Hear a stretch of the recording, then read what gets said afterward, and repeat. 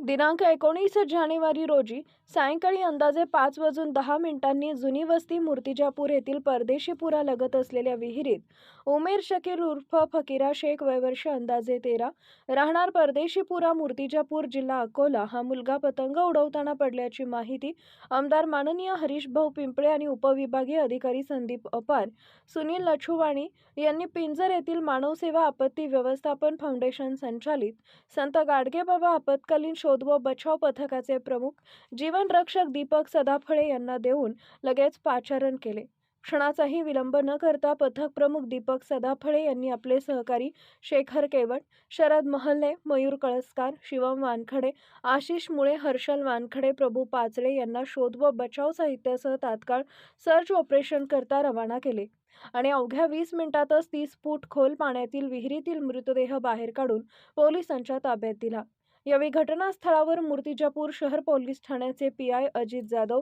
PSI Ashish Shinde, PSI Ganesh Suryavanshi आणि police कर्मचारी उपस्थित होते। अमोल प्रजापती, सुनील लछुवाणी, सचिन उगले, सद्दाम पटेल, राम नेमाडे, सेनापती हे हजर होते अशी माहिती पथक प्रमुख दीपक सदाफळे यांनी दिली आहे।